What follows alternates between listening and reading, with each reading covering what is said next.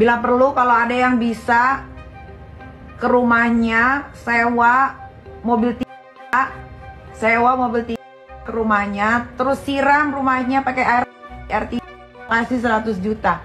Kalau dilaporin polisi nanti gue yang belain, tenang. Yang ada nanti terbalik dia yang gue masukin.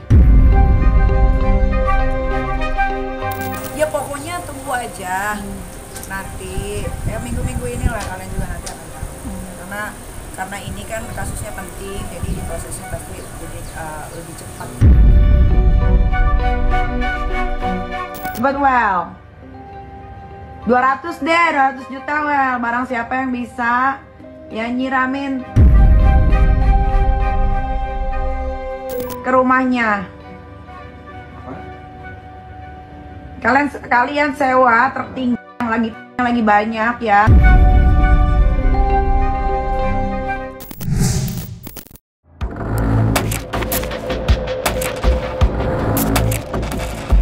Belum reda juga nampaknya ledakan api amarah di dalam hati Nikita Mirzani. Ia usai resmi membuat laporan polisi di Polres Metro Jakarta Selatan pekan lalu, Nikita Mirzani kembali meluapkan kekecewaan dan sakit hatinya di media sosial. Pasalnya, ia telah mengadakan sayembara yang dinilai cukup kontroversial, bahkan menjurus ke arah barbar. Uniknya, sayembara yang diadakan Nikita Mirzani itu berhadiah sejumlah uang dengan nilai fantastis, yakni 200 juta rupiah. Dan menariknya lagi, diadakannya sayembara itu seolah menambah kuat spekulasi masyarakat jika sosok yang dilaporkannya pekan lalu tidak lain adalah kekasih dari Loli. Lantas, seperti apa sayembara kontroversial yang diadakan Nikita? Bila perlu kalau ada yang bisa ke rumahnya sewa mobil 3 ke rumahnya, terus siram rumahnya pakai air RT, gue kasih 100 juta. Kalau dilaporin polisi nanti gue yang belain, tenang. Yang ada nanti terbalik dia yang gue masukin. Cepet well, 200 deh, 200 juta well. Barang siapa yang bisa ya nyiramin ke rumahnya. Kalian sewa truk yang lagi banyak ya. Bully nanti diciduk. Yang kalian bully itu melarat, say. Melarat, kalian bully. Jangan takut, well. Ami kalau sayembara tadi rupanya keluarganya sendiri yang siram itu ke rumahnya, terus duitnya bagi-bagi. Kalau keluarganya sendiri yang nyiram rumahnya pakai Dokter Oki pakai truk speed tank ya. Kalau bisa sebadan-badan ke muka-mukanya, baru ku kasih 200 juta itu, Dok. Di sisi lain, serangan bertubi-tubi yang dilancarkan oleh Nikita Mirzani kini telah merembet liar, sampai-sampai menyeret nama Denny Sumargo. Bukan tanpa alasan, mengingat selebriti sekaligus mantan pebasket nasional itulah yang pertama kali memberi wadah bagi kekasih Loli untuk membagikan cerita soal kisah romansanya. Di mana pada kesempatan itu ia mengutarakan jika perjalanan cintanya dengan Loli telah berakhir di tengah jalan. Namun, melalui konferensi persnya belum lama ini, kekasih Loli itu justru berkata jika semua itu hanyalah prank alias lelucon belaka. Entah apa maksudnya melakukan itu. Mungkinkah semua itu merupakan strategi yang telah disusun rapi? Atau hanya sekedar upaya untuk menaikkan pamornya lewat polemik ini? Gue kalau jadi Denny Sumargo di prank sama Kang Semir sih gue sakit ya, karena sosokan mau ngasih wadah untuk si Kang Semir bercerita di podcastnya gitu ya. Padahal sebelumnya Denny Sumargo itu sempat gue kasih tahu, Den, jangan dikasih wadah, Den, karena tuh anak, Den, tukang bohong, cuman pengen eksis, cari panggung. Tapi Denny Sumargo dengan gayanya ya kan, gayanya yang sosokan smart gitu ya, mewawancarai bintang tamunya gitu kan. Akhirnya apa, kena prank kan lo Denny Sumargo. Udah gua bilang, nggak percaya lo Denny Sumargo, lo makan toh. Dan Ya, dikasih tempat. Ngomong lah, gue udah putus, gini-gini, bla bla bla, la. Kemarin keceplosan, ada yang preskon bilang kena prank ulah. Makanya, tapi gue kadang-kadang suka nggak habis pikir gitu ya sama orang-orang yang punya konten YouTube besar gitu ya. Sosokan pengen menyelesaikan masalah, nggak usah repot nyelesain masalah orang deh. Nggak usah repot. Nah, sekarang malu nggak Denny Sumargo? Kemarin gue kirimin klarifikasi si Kang Semir itu yang mukanya kayak kunyuk. Gue kirimin ke dia nggak bales. Mungkin dia lagi malu, Sementara itu, laporan Nikita Mirzani terhadap sosok VAB yang digadang-gadang merupakan kekasih Loli telah diproses oleh aparat berwajib. Berdasarkan penjelasan Humas Polda Metro Jaya beberapa waktu lalu, sang terlapor terancam pasal berlapis dengan bayang-bayang hukuman bui yang cukup panjang. Di laporan itu tertulis pula jika Loli, sang putri, disematkan sebagai sosok korban, lantaran diduga mendapatkan sederet tindakan melanggar hukum pidana. Pasalnya, Loli bahkan diduga terpaksa melakukan aborsi sebanyak 2 kali. Lantas, seperti apa penjelasan lengkap aparat kepolisian terkait laporan yang dilayangkan Nikita Mirzani? Serta benarkah pula langkah ini sengaja diambil Nikita guna mencegah hal-hal buruk yang nantinya mungkin terjadi? Ya harus dilaporkan. Kalau dibiarkan nanti tambah kurang ajar. Harus dilaporkan karena biar dia mendapatkan sanksi pidana. Saya beritahu, pasalnya itu minimal 5 tahun. Artinya seseorang itu minimal kalau dia terbukti 5 tahun. Nggak bisa kurang ya? Tidak bisa kurang. Tidak ada diskon 5 tahun. Maksimal 15 tahun. Lu nikmatin saja itu nanti. Pasalnya banyak. Ya. Ada berapa oknum mungkin ada yang dilaporkan? perlindungan anak, macam-macam dah pasalnya kita masukin. Hal yang dilaporkan adalah dugaan persetubuhan anak di bawah umur dan atau aborsi yang tidak sesuai ketentuan. Terlapornya saudara VAB, ya, saudara VAB diduga kejadiannya di daerah Bintaro, ya, di daerah Bintaro, Kecamatan Pesanggerahan, Jakarta Selatan. Pasal yang disangkakan adalah Undang-Undang Kesehatan, kemudian juga di Perlindungan Anak, dan juga di situ kita masukkan Undang-Undang KUHP juga. Kita di 76D, kemudian JU 45, ya itu. Apa peristiwa atau uraian singkat yang dilaporkan oleh saudari NM? Adanya dugaan tindak pidana di bawah umur dan atau aborsi sesuai ketentuan yang diduga dilakukan oleh terlapor VAB terhadap korban. Korban ini anak, ya, usianya di bawah 18. Kejadian berawal saat pelapor saudari NM sebagai orang tua korban mendapatkan foto korban sedang hamil dari salah satu saksi, dan korban telah melakukan banyak 2 kali atas suruhan terlapor,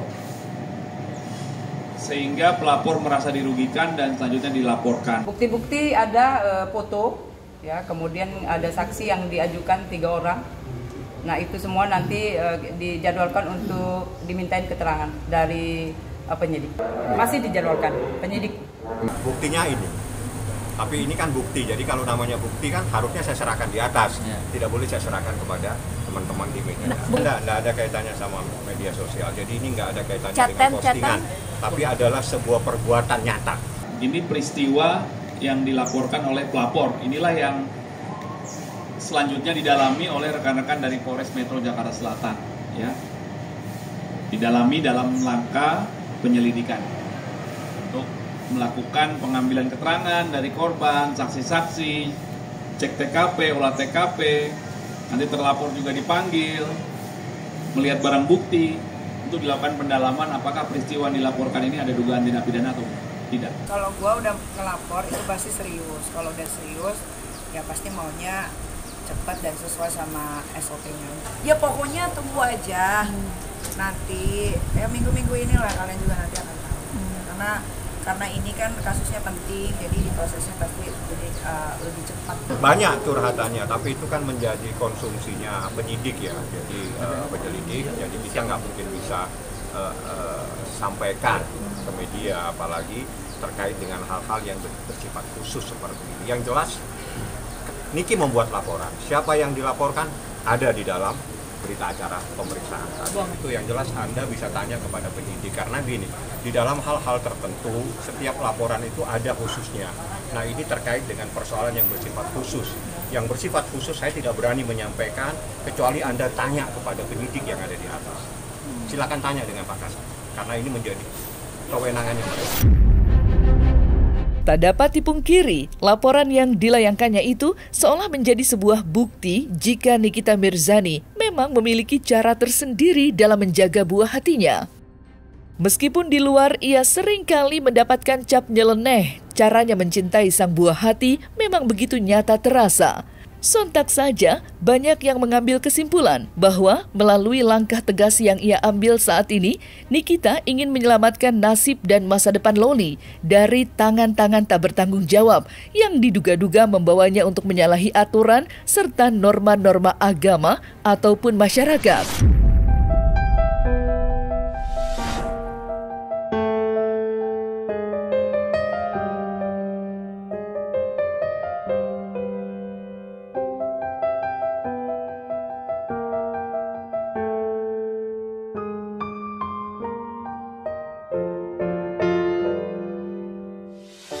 Mungkin di luar, di depan kamera dia bisa beberapa kali dia bilang, gue udah gak peduli sama anak itu, gue udah coret nama dia dari kakak. Tapi di chat personal saya sama dia itu menangis sampai jam 5 pagi, dia merasakan hancur, hatinya sakit, ketika dia dengar anaknya ngejelek-jelekin ibunya sedemikian rupa, itu wah hancur banget sih Niki, beneran deh. Kalau dia nggak sayang, dia nggak mungkin sakit hati pertama. Kalau dia nggak sayang, dia pasti akan ngerasa mati rasa, mau dikatain apa aja, alah bodo amat.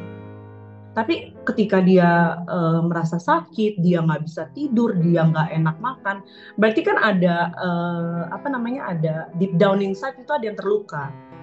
Pastinya itu masih ada rasa sayang. 9 bulan di perutnya Niki gitu ya, tumbuh kembangnya diikuti Niki, segala kebutuhannya dipenuhi Niki. Bohong kalau misalnya dia nggak sayang gitu loh, masih ada rasa sayang pasti. Cuma mungkin ini cara dia untuk memberikan here's a lesson for you Loli gitu loh. Kalau kalian bilang anak itu cermin orang tua, tidak ada orang tua yang menginginkan anaknya menjadi, mungkin orang tua kalian kali. Kalau di keluarga saya nggak ada, tidak ada seorang ibu yang mengikhlaskan mahkota anaknya direnggut oleh gembel. Waktu saya rawat ya, itu anak bersih ya, bersih, terawat, masih perawan, nggak ada video, nggak bawa kabur uang orang, terjamin hidupnya, mau apa tinggal minta, dan saya tidak pernah memaksakan anak-anak saya untuk mengambil ekstrakurikuler yang tidak mereka inginkan. Ingat, ya kayak ada di komen-komenan orang tuh, ngerawat anak kan kewajiban. Nah, kalau udah dirawat anaknya, kewajiban anaknya apa? Patuh sama orang. Ayo, coba. Kewajiban anaknya apa? Jelas memang kalau ibunya sakit hati dan sebagainya. Tapi kalau si anak ini berusaha untuk minta maaf lagi, datang lagi, berulang, untuk kemudian membuat akhirnya ibunya lunak, ataupun kalau nggak ibunya saudara-saudaranya, itu akan jadi lebih baik. Kalau kesalahannya sudah besar, tetap dilakukan beberapa kali dan berulang kali, jangan dihitung. Tapi dia coba untuk kemudian dengan cara-cara berbeda untuk bisa mendekati kembali ke orang tuanya. Dan orang tua di satu sisi harus mengetahui bahwa itu masih tanggung jawab, walaupun di dunia mengatakan ini bukan tanggung jawab lagi, tapi kalau dia kemarin melakukan ini, kesalahannya masih pada masa dia belum bisa dikatakan dewasa, itu masih tetap tanggung jawab orang tua. Jadi sakit hati itu memang bisa dan menurut saya logis, tetapi bahwa kemudian mengatakan bahwa saya nggak mau tahu lagi, ya itu memang harus kita perhitungkan dulu juga tentang kemampuan anak ini untuk survive itu seperti apa. Bukan itu aja, kemampuan anak ini untuk bisa kemudian hidup dengan cara yang benar, bukan cara yang salah. Oke, kalau pandangan dari seorang ibu ya, aku kan juga seorang ibu. Yang namanya ibu sama anak berseteru, beda paham itu mungkin udah biasa. Cuma yang di sini itu kenapa nggak selesai ya, karena dari Lolinya sendiri juga kayak apa ya, kurang maksimal usahanya kalau menurut aku. Cuma ya gimana ya, aku juga bingung yang apa namanya berkomentarnya, karena ya ini kan urusan keluarga mereka, tapi karena banyak yang ngadu ke aku, temen-temennya Loli, mau tidak mau aku juga harus menyampaikan ke Niki. Jadi sebenarnya ini kuncinya itu di Loli gitu. Alangkah bijaknya juga netizen di Indonesia ini jangan mengomentari, jangan terlalu menghujat baik kedua belah pihak, baik ibu dan anak. Doakan saja yang terbaik, tidak ada manusia yang tidak punya masalah hidupnya. Tetapi alangkah bijaknya kita juga yang punya hati nurani, apalagi antara ibu dan anak ini, biarkanlah mereka menyelesaikan masalahnya sendiri. Itu aja sih saran dari saya.